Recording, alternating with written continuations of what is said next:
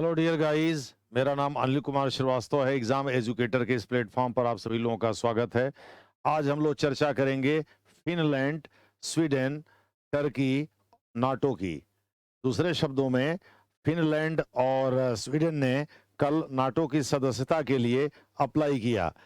Gents Stoltenberg जो महासचिव हैं नाटो के, उनको उन्होंने एप्लीकेशन दिया और रूस इससे काफ़ी खफा है। बोरिस जॉनसन जो कि यूनाइटेड किंगडम के प्राइम मिनिस्टर हैं, उनका कहना है कि ये बहुत ही अच्छा हो रहा है कि नाटो का एक्सपेंशन हो रहा है। कहा जा रहा है ये एक्चुअली ये उन्हीं का ब्रेन चाइल्ड है और रूस जो है परमाणु बम चलाने की धमकी दे रहा है। लेकिन कहा जा रहा है एक्चुअली न्यूक्लियर बटन जो है या न्यूक्लियर बटन का ट्रिगर जो है वह टर्की के हाथ में है। तो हम लोग इस पूरे गणित को समझते हैं। एक्चुअली टर्की आप जानते ही हैं यूरेशिया में स्थित है, यानी उसका कुछ भाग एशिया में है, कुछ भाग यूरोप में है। इस्तांबुल जो है वो आधा आप कह सकते हैं एशिया में है, आधा यूरोप है। बॉस्फोरस जो स्ट्रेट है, जलडमरू मध्य है, उसके अक्रॉस। तो ब्लैक सी से उसका सीधा संबंध है। ब्लैक सी के कारण, व्यापारिक इंटरेस्ट के कारण उसका रूस से बहुत अच्छा संबंध है। रूस से उसने यस 400 खरीद रखा है। जब उसने यस 400 2015 में खरीदा तो अमेरिका ने F-35 जो फाइटर प्लेन है उनकी सप्लाई बंद कर दिया। यानी उनकी सप्लाई करने वाला था, एक भी F-35 प्लेन नहीं आया, जिससे रेसेप तैयब अर्दोगन जो कि टर्की के राष्ट्रपति हैं काफी खफा थे। दूसरे शब्दों में, टर्की के जो राष्ट्रपति हैं, कहा जाता है कि वहां अमेरिका ने रूस को ही टारगेट करने के लिए एक न्यूक्लियर स्टेशन बना रखा था, जिसमें कुछ फिसाइल मटेरियल यानी विखंडनीय पदार्थ इकट्ठा कर रखे थे। कुछ तो सोर्सेज ये बताते हैं, असल में ये सब के बारे में कोई सही जानकारी तो मिलती नहीं है, लेकिन स्टॉकहोम स्थित स्विट्जरलैंड के स्वीडन स्थित स्टॉकहोम के एक पीस फाउंडेशन एनजीओ का दावा है कि वहां 50 न्यूक्लियर बम रखे हुए हैं। दूसरे शब्दों में, वो पीस फाउंडेशन ये कहता है कि अमेरिका के 50 न्यूक्लियर बम टर्की में सुरक्षित रखे गए हैं रूस को टारगेट करने के लिए।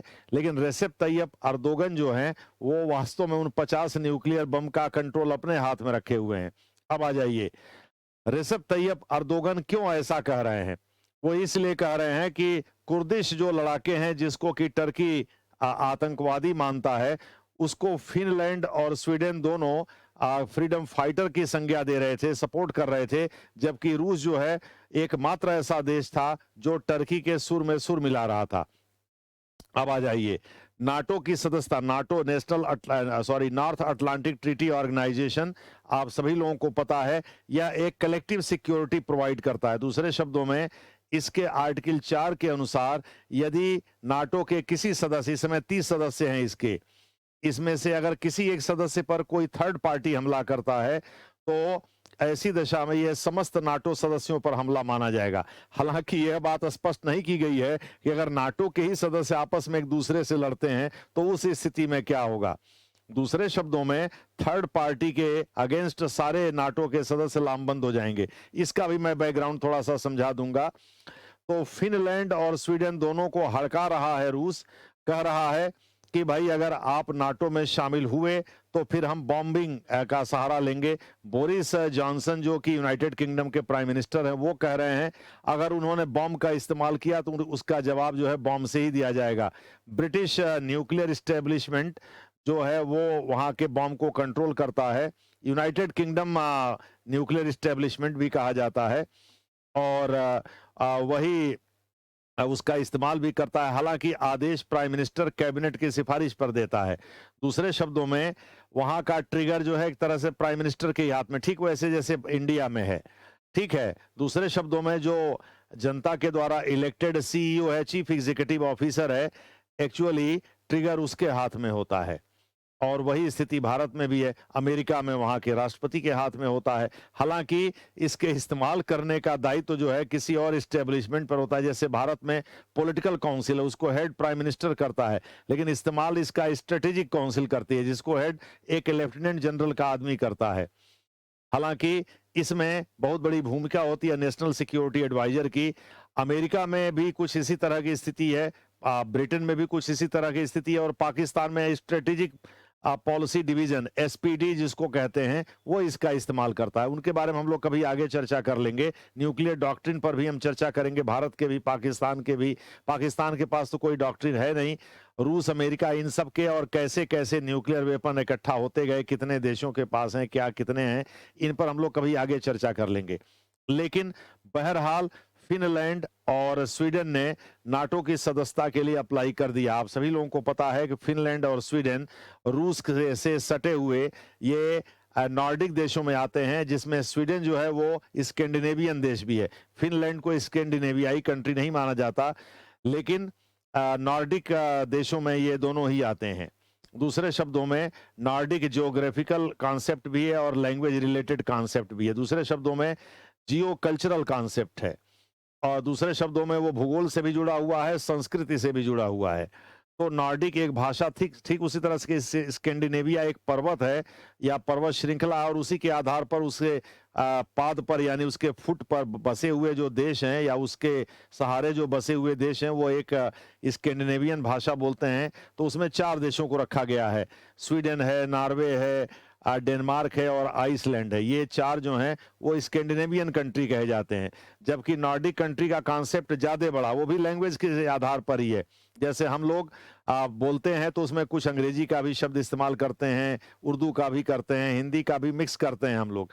जैसे हम लोग कानून बोलते हैं, जिला बोलते हैं, तो जिला उर्दू शब्द है, फारसी ओरिजिन का है। उसी प्रकार से कानून उर्दू शब्द है, हिंदी उसकी विधि है, और जिला की हिंदी जनपद है। उसी प्रकार से हम जमीन बोलते हैं, जमीन उर्दू शब्द है, भूमि उसकी हिंदी है। तो हम बोलने में बहुत सारे उर्दू शब्दों का इस्तेमाल करते हैं, अंग्रेजी शब्दों का भी इस्तेमाल करते हैं, जैसे पुलिस स्टेशन है या केवल स्टेशन है। इस तरह से हम तमाम अंग्रेजी शब्दों का भी इस्तेमाल करते रहते हैं। उसी तरह की स्थिति वहां है। नॉर्डिक स्कैंडिनेवियन मिक्स करते हैं, स्कैंडिनेवियन को नॉर्डिक मिक्स करते हैं, लेकिन नॉर्डिक का प्रसार ज्यादा लंबा है। खैर, उसके बारे में हम लोग कभी आगे चर्चा कर लेंगे। तो रूस ने हड़काया। आप देख ही रहे हैं रूस और यूक्रेन के बीच जो युद्ध हो रहा है, उसमें प्रमुख कारण यही था कि यूक्रेन धीरे धीरे पश्चिमी देशों से अपनी नजदीकी बढ़ा रहा था। नाटो में 28 तो यूरोपीय देश ही शामिल हैं, और अगर ये 2 हो जाते हैं तो 30 यही हो जाएंगे, तो यानी कुल संख्या 32 हो जाएगी। उसके बाहर बस एक टर्की और एक अमेरिका है। रूस के पास ऑब्जर्वर स्टेटस है, पार्टिसिपेंट ऑब्जर्वर स्टेटस है, लेकिन रूस उसका सदस्य नहीं है। रूस के अगेंस्ट ही उसको खड़ा किया गया है। एक्चुअली ये हेनरी ट्रूमैन जो अमेरिका के राष्ट्रपति थे फ्रैंकलिन डी रूजवेल्ट के बनने के बाद, फ्रैंकलिन डी रूजवेल्ट की मृत्यु अप्रैल में हुई थी, अप्रैल 1945 में, और वो चौथे टर्म में प्रेसिडेंट थे। उस समय वाइस प्रेसिडेंट थे हेनरी ट्रूमैन, और हेनरी ट्रूमैन उसके बाद फिर राष्ट्रपति भी चुने गए। तो एक्चुअली 4 अप्रैल 1948 को नाटो का जन्म हुआ था, सोवियत एक्सपेंशन को रोकने के लिए, खास करके यूनान यानी ग्रीस और टर्की में जो वामपंथियों का प्रसार हो रहा था उसको रोकने के लिए, कंटेन करने के लिए, यूरोप में इसके बढ़ते प्रभाव को रोकने के लिए नाटो का जन्म हुआ था।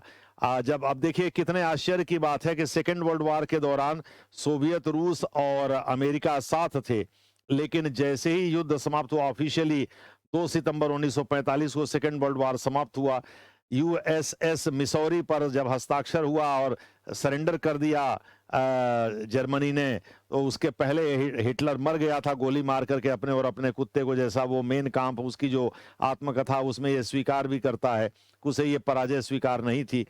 तो मर तो अप्रैल के लास्ट में ही गया था, लेकिन ऑफिशियली जर्मनी ने सरेंडर दस्तावेज पर जो हस्ताक्षर किए वो 2 सितंबर 1945 को किए। कहने का तात्पर्य यह है कि सितंबर 1945 में ऑफिशियली यूएसएस मिसौरी यानी अमेरिका के युद्धपोत मिसौरी पर यह हस्ताक्षर हुआ, ठीक है, अटलांटिक में। और चूंकि रूस का डायरेक्ट एक्सेस अटलांटिक में है, उसी से निकला हुआ है आर्कटिक सागर। आर्कटिक को भी कुछ लोग महासागर कहते हैं, तो वो महासागर का दर्जा इसलिए मिला हुआ है कि वो एक पूरे कॉन्टिनेंट को एक तरफ से एक बड़े रूस का भौगोलिक क्षेत्रफल बहुत बड़ा है। आज भी वो 1,58,00,000 स्क्वायर किलोमीटर के करीब है, तो उसको वो घेरता है, इस वजह से उसको महासागर की भी संज्ञा दी जाती है। लेकिन एक्चुअली उसका अटलांटिक से सीधा संबंध है। तो नॉर्थ अटलांटिक ट्रीटी ऑर्गेनाइजेशन का जो उद्देश्य था वो ये था कि नॉर्थ अटलांटिक के दोनों छोर पर बसे हुए जो देश हैं, जैसे कनाडा है, अमेरिका है, उस तरफ इधर जो है ब्रिटेन या यूरोप के अन्य देश हैं, तो उसमें कुछ पूर्व सोवियत रूस के सदस्य में, जैसे बाल्टिक गणराज्य एस्टोनिया है, लाटविया है, लिथुआनिया है, जो सबसे पहले सोवियत रूस से 1991 में अलग हुए थे, तो उन वो भी नाटो के सदस्य हैं। तो अब रूस को ये खतरा महसूस हो रहा है। अब जैसे मान लीजिए यूक्रेन उसमें शामिल हो जाता तो कीव से मॉस्को की दूरी 400 किलोमीटर है, तो वो हमेशा ही एक तरह से कनपटी पर, जिसको कहते हैं गन लगा देना या पिस्टल लगा देना, वो स्थिति हो जाती। तो ये वही वाली बात हुई कि बांग्लादेश में चीन अपना मिलिट्री बेस बना ले तो भारत को तकलीफ होगी ही। तो जाहिर है भारत बांग्लादेश के विरुद्ध कार्रवाई करने की सोचेगा, और यही काम रूस ने भी किया है। वो वहाँ वैसे मिलिट्री बेस बना तो नहीं था, लेकिन यूक्रेन के जो राष्ट्रपति हैं जेलेंस्की, व्लादिमीर जेलेंस्की, वो ऐसा लग रहा था कि वो अमेरिका के प्रभाव में काम कर रहे हैं, और वो कीव में मिलिट्री बेस बनवाने के लिए नाटो पर हस्ताक्षर अभी तक वो कर दिए होते। नाटो में वो भी अपना डॉक्यूमेंट जमा कर दिए होते। सदस्यता मिलने में लगभग 1 साल लगता है। अब हम आते हैं टर्की वाले मामले पर। टर्की फिनलैंड और स्वीडन को पसंद नहीं करता। टर्की नाटो का सदस्य है। टर्की को आइसोलेट भी नहीं कर सकते यूरोपीय देश और अमेरिका। टर्की एक समृद्ध देश है। रेसेप तैयप अर्दोगन अमेरिका से खफा है 2015 से ही। 2016 में वहां एक इस्लामिक रिवॉल्यूशन हुआ था, जिसमें अमेरिका में ही बैठे एक मौलवी साहब हैं, उनके शह पर वहां की सेना में भी कुछ लोग विद्रोही हो गए थे, सिपाही लोग भी विद्रोही हो गए थे। बाद में उस विद्रोह को दबा दिया गया। उसके बाद ही कट्टरपंथी भी हो गए रेसेप तैयप अर्दोगन। भारत के खिलाफ भी उन्होंने काफी जहर उगला है। तो ऐसी दशा में कुल मिला जुला करके टर्की नहीं चाहता कि फिनलैंड और स्वीडन नाटो में शामिल हों। अब शामिल होना कठिन क्यों है? नाटो के जो वर्तमान 30 सदस्य हैं, वो अगर किसी देश को, नए देश को शामिल करना है, तो पहले बात तो यह है कि 2/3 बहुमत से उनका जो एप्लीकेशन है वो एक्सेप्ट होगा। फिर हर देश की पार्लियामेंट साधारण बहुमत से इस प्रस्ताव को पारित करेगी, तब जाकर के उस देश का फुल एक्सेप्टेंस माना जाएगा। तो टर्की में चूंकि राष्ट्रपति मूलक प्रणाली है, और टर्की के राष्ट्रपति कभी नहीं चाहेंगे कि भाई वो उनकी संसद इसे पारित करे, उनको बाईपास करके वो जो चाहेंगे वही होगा। तो इस प्रकार से वो हेड ऑफ स्टेट भी हैं और सीईओ भी हैं, चीफ एग्जीक्यूटिव ऑफिसर भी हैं अपने देश का। तो इस प्रकार से वो फिनलैंड और स्वीडन को नहीं चाहते कि वो नाटो में शामिल हों, और वो रूस से बैर भी नहीं लेना चाहते। इसका सीधा मतलब है कि अगर टर्की के प्रयास से फिनलैंड और स्वीडन नहीं नाटो में शामिल होते हैं, तब तो न्यूक्लियर वेपन का प्रयोग रूस नहीं करेगा, अन्यथा वो किसी भी सीमा तक जा सकता है। अभी उसका ध्यान लगा हुआ है किसी तरह से यूक्रेन को फतह करे। यूक्रेन के मारियोपोल में ऑलमोस्ट उसका फतह हो चुका है। खार्किव में वो लगा हुआ है, खार्किव को भी अपने नियंत्रण में ले लिया जाए। उसके बाद उसने जो 2 हिस्से में बांटा है यूक्रेन को, वहां विद्रोहियों के समर्थन में, वहां भी वो कोशिश करेगा कि वो उसका नियंत्रण हो जाए, ठीक वैसे जैसे इसके पहले ओसेटिया वगैरह में वो कर चुका है। मोल्दोवो को भी चाहता वो अपने पक्ष में मिलाना, और बेलारूस उसके साथ है ही। वहां से तो वो मिलिट्री वेपन लॉन्च कर ही रहा है, मिसाइल वगैरह वहां ज्यादातर वहीं से आते हैं। तो इस प्रकार से रूस चाहता है कि उसके पेरिफेरी में, यानी उसके अगल बगल उसके इलाके में, कोई दूसरा देश ऐसा न बने जो नाटो का सदस्य बन जाए। इसीलिए वो फिनलैंड और स्वीडन से खार खाए बैठा है।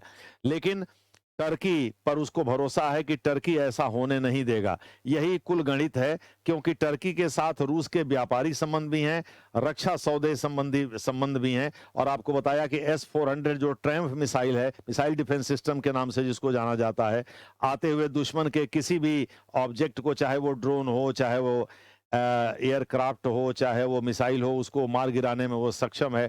और बहुत एक्यूरेसी है।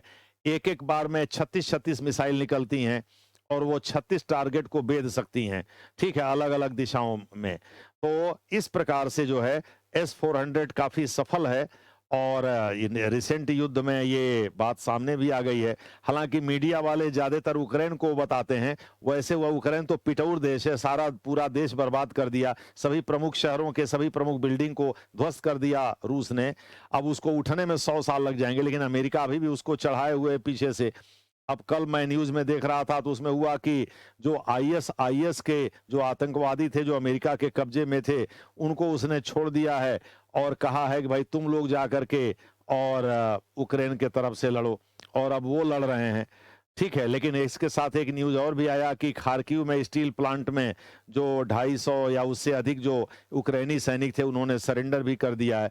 उसमें कई सैनिकों की हालत काफ़ी ख़राब भी है, उनको तुरंत जो है स्ट्रेचर पर लाद करके नज़दीकी अस्पताल में ले जाया गया, क्योंकि वहाँ वो एक्चुअली कैद थे। वो कहा जाता था कि दे आर होल्डिंग फोर्ट, यानी दूसरे शब्दों में वो वहाँ मोर्चा लिए हुए, लेकिन मोर्चा नहीं लिए हुए थे, एक्चुअली वो छिपे हुए थे। खैर जो भी है, तो इस प्रकार से कुल मिला-जुला करके वास्तव में ट्रिगर टर्की के हाथ में, यानी टर्की अगर फिनलैंड और स्वीडन के मामले में खामोश हो गया तो समझिए ये तीसरे विश्व युद्ध की शुरुआत हो सकती है, और इसमें न्यूक्लियर वेपन का भी प्रयोग हो सकता है। और आप जानते हैं इस समय के न्यूक्लियर वेपन जो है वो हिरोशिमा और नागासाकी पर जो फैटमैन और लिटिल बॉय गिराया गया था, फैटमैन प्लूटोनियम का था, 1,29,000 लोग तो उस समय मर गए थे, और लिटिल बॉय से कहा जाता है कि वो एनरिच्ड यूरेनियम 235 था, और कहा जाता उससे 2,26,000 लोग मर गए थे तत्काल।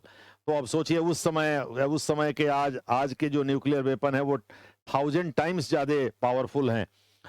एक एक हजार किलो टन के न्यूक्लियर वेपन हैं, या आप कह सकते हैं बॉम्ब हैं, weapons of mass destruction, WMD कहा जाता है। ठीक है, तो ये आज की डेट में है, और रूस के पास सबसे ज्यादा, यानी कहा जाता है 7,600 न्यूक्लियर वेपन हैं, और उसके पास हाइड्रोजन बम की संख्या भी ज्यादा है, जो ज्यादा खतरनाक होता है एटम बम से भी, क्योंकि उसमें हल्के नाभिक वाले जो हीलियम है वो मिल करके भारी नाभिक वाले वो नाभिक भारी नाभिक बनाते हैं और हाइड्रोजन का निर्माण करते हैं। इस प्रकार से जो है वो ये E बराबर mc² का जो फार्मूला आइंस्टीन का, उसके हिसाब से जब वो विखंडित होते हैं तो बड़ी चीज जब छोटे चीज में टूटती है तो दोनों के मास में जो डिफरेंस आता है उससे ज्यादा ऊर्जा निकलती है। तो यही स्थिति, दूसरे शब्दों में अगर आप किसी हाथी को काटें तो उसके छोटे छोटे टुकड़े करें तो हाथी जो शरीर था उसमें और उसके एक पैर में जो अंतर होगा, जाहिर है वो बहुत बड़ा अंतर हो जाएगा, क्योंकि हाथी बहुत भारी भरकम शरीर का होता है।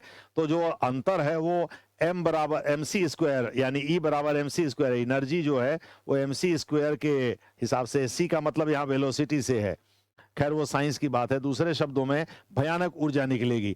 तो एटम बम से ज्यादा खतरनाक हाइड्रोजन बम होते हैं, लेकिन कहा जा रहा है कि हाइड्रोजन बम की संख्या दूसरे नंबर पर, चूंकि अमेरिका के पास न्यूक्लियर वेपन है, उसके पास भी कम नहीं है। और न्यूक्लियर वेपन का अगर प्रयोग किया रूस ने तो ब्रिटेन, फ्रांस, अमेरिका सब मिल करके उस पर प्रहार कर देंगे। ये सब नाटो के सदस्य हैं। तो देखना है कि टर्की इसको कहां तक बचा पाता है। टर्की ये मांग कर रहा है कि अगर अमेरिका ये डिक्लेयर कर दे कि कुर्दिश जो हैं लड़ाके वो आतंकवादी हैं, जब जो कि अभी पश्चिमी देश इस पर खामोश रहे हैं और कुछ तो खुल करके उसका समर्थन करते रहे, उनको फ्रीडम फाइटर्स बताते रहे हैं, तो अगर अमेरिका ने उनको आतंकवादी घोषित कर दिया, उसके स्टेट डिपार्टमेंट यानी विदेश मंत्रालय ने उनको आतंकवादी घोषित कर दिया, तो हो सकता है कि टर्की नाटो के साथ चला जाए। ऐसे में तो तृतीय विश्व युद्ध होना तय है। तब तो फिनलैंड और स्वीडन जो हैं वो नाटो के सदस्य बनेंगे। फिर टर्की का जो पार्लियामेंट है वो इस प्रस्ताव को पारित भी कर देगा, और जो शेष 28 देश जो यूरोप में, प्योरली यूरोप में हैं, वो तो पारित करेंगे ही करेंगे। अमेरिका करेगा ही, टर्की कर ही देगा। उसके बाद से 30 देशों का समर्थन मिल जाएगा तो 2 और मिल जाएंगे, 32 हो जाएंगे नाटो की संख्या, और तब रूस के लिए खतरा और बढ़ जाएगा। जाहिर है रूस अपने सुरक्षा हितों को ध्यान में रख करके इनको बख्शेगा नहीं।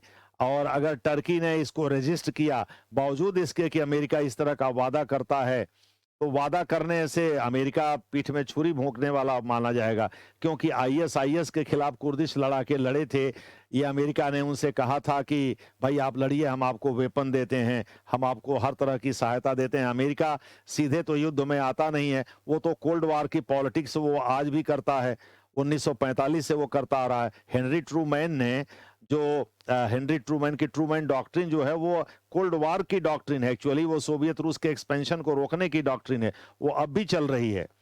ठीक है, आप कोल्ड वॉर के बारे में कभी हम लोग बाद में चर्चा करेंगे। तो सारी कहानी यही है, टर्की के हाथ में है।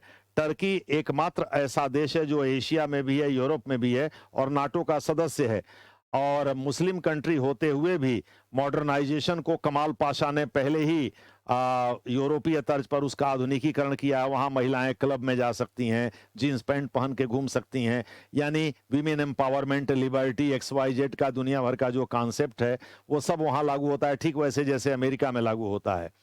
तो टर्की मुस्लिम कंट्री होते हुए भी तमाम ऐसी चीजें हैं जहां हिजाब नहीं पहनी जाती, वहां की महिलाएं हिजाब नहीं, यहाँ भारत में हिजाब को लेकर के तमाम तरह के विवाद होते रहते हैं।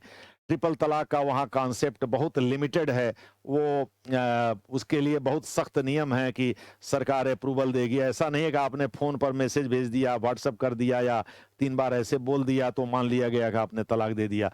वो कट्टर सुन्नी जैसी परंपरा वहाँ नहीं है, उसके लिए बहुत ही सख्त नियम है। यानी दूसरे शब्दों में ट्रिपल तलाक ऑलमोस्ट वहाँ असंभव है, क्योंकि जब तक कोर्ट से वो फाइनल नहीं होता है तब तक वो नहीं माना जाता है।